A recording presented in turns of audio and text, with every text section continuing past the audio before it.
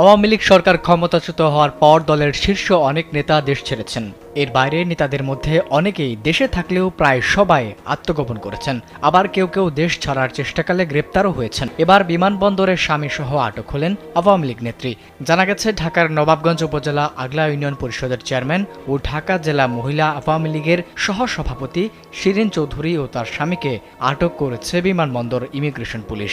বুধবার দুপুরে অস্ট্রেলিয়া যাওয়ার উদ্দেশ্যে ঢাকা হজরত শাহজালাল আন্তর্জাতিক বিমানবন্দর গেলে সেখান থেকে তাদের আটক করা হয়। তাদের আটকের সত্যতা নিশ্চিত করেছেন নবাবগঞ্জ থানার ভারপ্রাপ্ত কর্মকর্তা মুমিনুল ইসলাম।